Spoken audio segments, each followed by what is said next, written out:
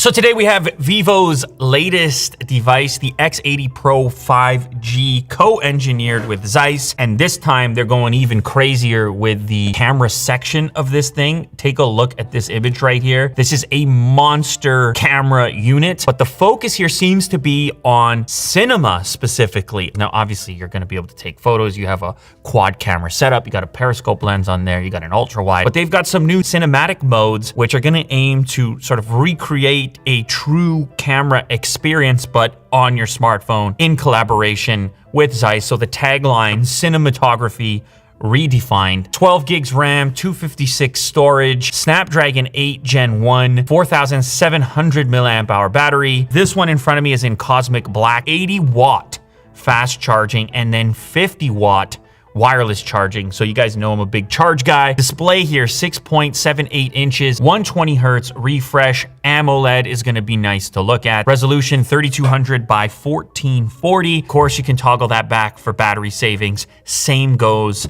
for your refresh rate. Camera setup, 32 megapixels on the front for the selfie camera, then the quad unit on the back, which is gonna be capable of those very high resolution 50 megapixel images on the main camera, a 48 megapixel, 12 megapixel, and 8 megapixel coming in at a variety of apertures, and of course, a variety of focal lengths. Okay, so let's check out the box here. As you can see, it almost looks like a camera box. They've been using this styling for a while, and it's very suitable for this Zeiss partnership. We pop the top and you get your first glance at this camera module. The cutout here looks circular, but it's actually even bigger than that. You'll see that in a moment. Look at this monster. Big rectangular section with the circular portion in front of it. It's actually symmetrical in the sense that, like, if you lay it on the table, you get this kind of angle towards yourself and then you don't have wobble. We have our flash unit, triple camera setup here, Zeiss branding, also the T-Star logo for lens coating, which of course is pulled from the professional camera equipment now here in your smartphone.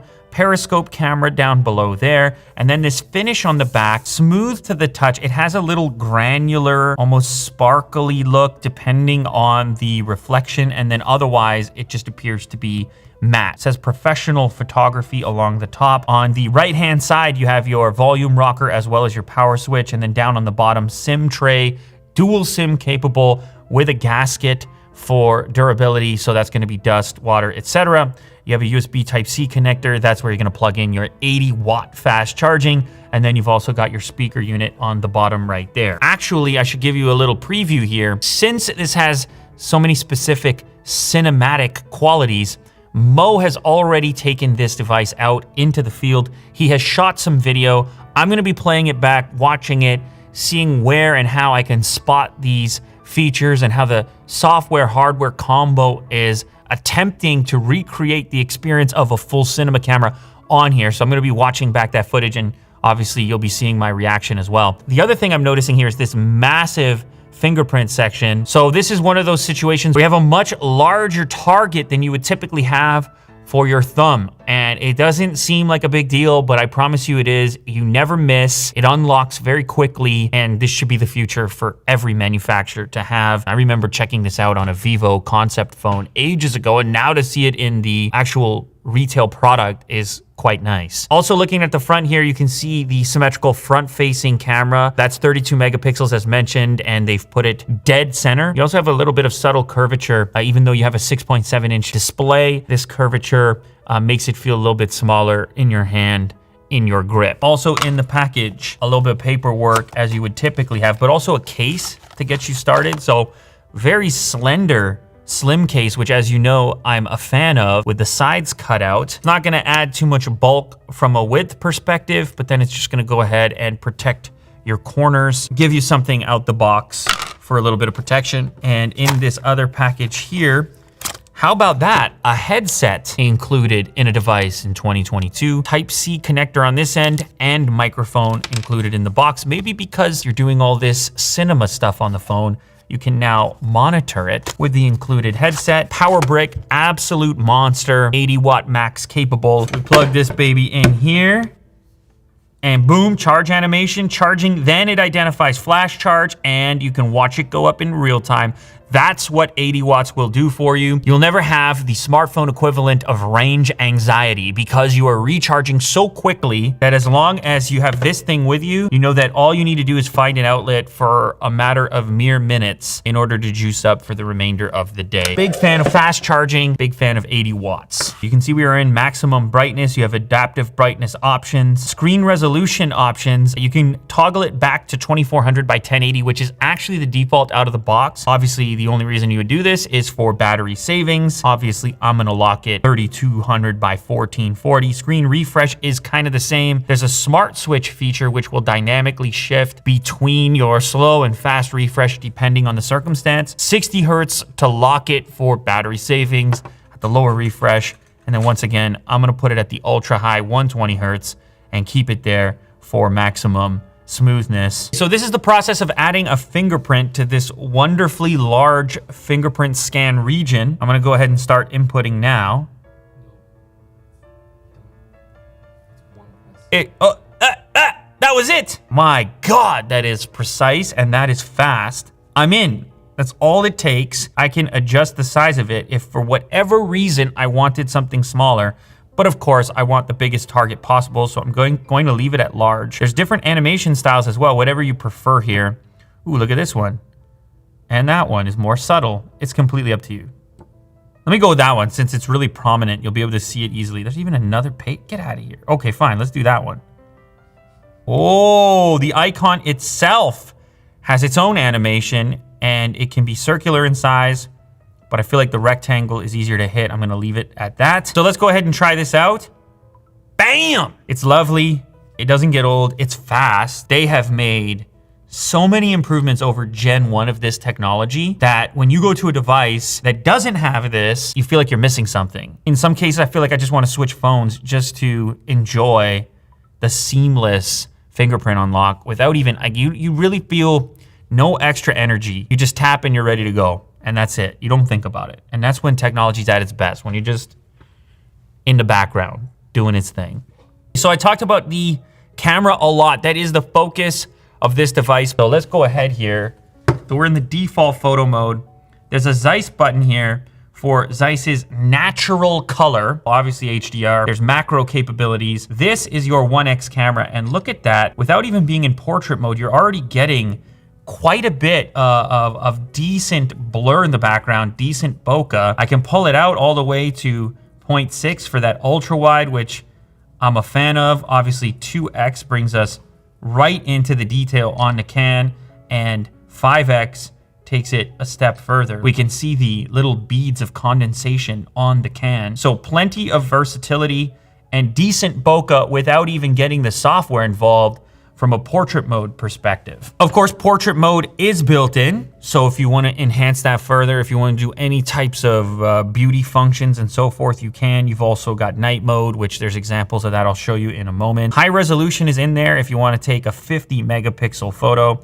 And then, of course, we have video mode, the core focus of the marketing around this phone. Inside of here, there's a style button, including the Zeiss cinematic button, where you can see you get this anamorphic look, and you can toggle the amount. The amount is sort of relative to how much blur, how quickly you want the focus to fall off, and how extreme you want the effect to be. There's also natural built in, and then there's separate movie LUT. Simply by selecting a different LUT, you can change the feeling of the scene. You can kind of crush the blacks, make it look dramatic. There's a cyberpunk setting in here. You can see you get that bluish, purplish tone. So this is gonna allow you to obviously create your very own cinematic masterpieces to rival those Hollywood films and so forth. You also have settings up here for stabilization, which is in its default or standard mode at the moment. There's also an ultra button. That's gonna toggle back your resolution a little bit, but then you got Steadicam. So that's really incredible at 1080p 60. Buttery smooth. If you need that option, maybe you're shooting action or you're just trying to create cool shots for social media, like zooming in on something. I'm sure you've seen all this happen. You can also use the horizon leveling feature, which is basically like magic. The way this works is no matter which way you rotate the phone, the horizon remains locked. When the phone shakes substantially, such as shaking and rotating 360, the camera remains stable and level. Now, the beauty of this is sometimes you're at an event and you're just kind of rolling like this, rolling on some video.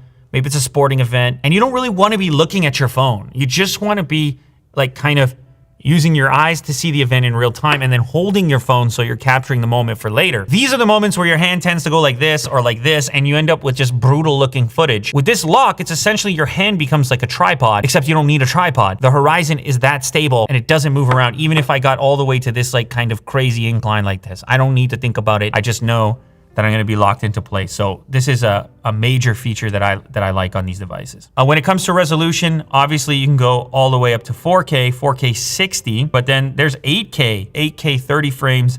That's also built in. You can see in 4K UHD, I do have the ultra wide available. I have the 1X, I have the 2X. If I step all the way up to 8K, it's 1X, 2X, exclusively. And then at 1080p FHD, it's the 4 options all the way up to the 5x zoom. And then the AI mode is in there as well. And then you unlock all those variety of cinematic features as well. Now, when it comes to photos, you also have a pro mode, and the pro mode, taking some inspiration from the Zeiss relationship, more professional interface in which you can modify things like ISO, your aperture, your white balance and such. One thing I like here is the way they identified the variety of lenses, so you can quickly recognize which one you're switching to. So telephoto, medium telephoto, standard lens, and of course ultra wide, and the ultra wide looks ultra wide. If I click on the more button, we have an ultra HD document scanner. We have a super moon mode for those moon shots, AR stickers, pro sports mode, and there's even a dual view mode, which is gonna let me capture the rear facing camera and the front facing camera for a reaction to a live event. I'm gonna reach for beauty and go to original. So there's no beautiful retouching going on here, no buffing, no skin tone. Of course you have that if you like. You've got even beyond that, I mean, check out the makeup options, my goodness. Check out the posture. I mean, there's a lot that you can do in here. Okay, so let's go ahead in 3, 2, 1. We have concerned selfie face, and we have 32 megapixels of pure joy. Can't you tell how joyful I am in this photo? Now, it is time to check out the true masterpiece of this particular video, which is that wonderful cinema mode. Our in-house cinematographer, Mo, has taken the device out in the field, and he is now going to showcase his work to the world. Let's play it. Ooh, wow. Kirk went full film school on it. Ooh, fancy. Cinema, welcome to, oh my goodness. Not bad. I feel like I'm in the south of France right now at a film festival. Shut the hell up. Now, obviously, listen, obviously, okay, I'm a guy in the world who has this job. So I'm peeking at the fringes. I'm trying to see the edges of the technology.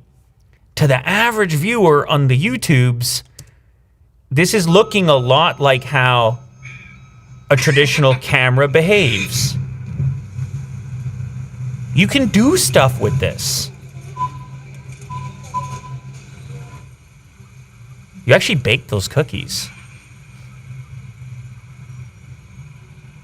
So obviously in this is that's a tough shot right there with the brick wall, because the brick wall has edges. I just chose this freeze frame because Mo's really enjoying himself, but also so that we can see the edge of the hat. Now the hat is gonna be a little easier to cut out compared to hair. This frame right here, look at the edges of his face. Like the camera has effectively cut him out. Now I'm gonna go ahead and ask you in this moment, was this the maximum cinematic setting? About halfway? More than halfway. A little more than halfway. So this is a 60% setting. And if you found yourself in a situation where you felt the technology was overreaching, overdoing it, you could always toggle this back and go for a more subtle cinema effect in order to kind of diminish the ability to see the fringe of where the focus fall off lives. So the other important part here is this is a 2x zoom on some of these clips, including this one. Of course, you can see them identified in the bottom corner there.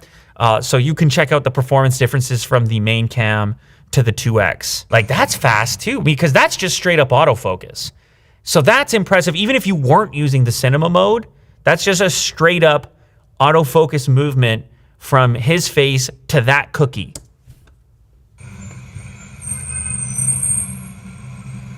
These street sounds are pretty good too. And also, how come no sharing on the cookies? I didn't see these at all yesterday. Like, what happened there? Oh, plant life, flower life, plant life. That is a nice frame. This is one of those frames where the smartphone company would be doing their own marketing. This is the frame they would use. Like, if they had to pick one from this whole, they'd be like, nah, he's eating the cookies. We can't put that in. This one, they would choose for sure. Look at the vibrance. I don't even know what that flower is. So this is the 1X mode. Camera audio. This shot looks incredible. This is pre-baked cookies. Pre-being baked. 4K, 30 frames, camera audio. Look at Mo, just Baker Mo over here. 8K sample. What? You guys are down by the river? On a weekday? You guys got to see Canoe Guy? Yeah, 8K is ridiculous. Now, obviously, there's some limitations here as far as the other camera features you can use when you're in 8K. And I'm only looking at it on a 4K monitor, but still. We have some portrait photos here. Now, of course, this is a typical feature on smartphones, but you can kind of compare this, see how believable this is. This stuff has gotten really good over the years as far as being convincing. I'm not even going to comment on the Kirk's pose there. These cookies continue to play a role in this cinematic movie here. We have some more photo samples, the versatility of having multiple lenses to choose from and kind of what that means in an environment. All the way up to 5X. There's probably some macro shots in here as well. Ah! How did I know? How did I know? Macro's fun. And night, obviously. Night is useful not just in pitch black, but also in lower light environments. This is night mode with the lights off. And here we have normal mode with a tiny little light source, and then night mode with a tiny little light source near Jack's new drum kit. We've, of course, also got the crazy resolution photos, 50 megapixel. You won't be able to tell in this video what that's capable of, but it gives you a lot of options for cropping later on. And, of course, fin. It is over, because after all, we are in the south of France. This has been the Cannes Film Festival. This has been the latest device from Vivo with a tremendous amount of cinema focus. Some of that stuff was kind of fun. You've got to admit, you're going to let your creativity shine, courtesy of Vivo. That is the new X80 Pro co-engineered with Zeiss.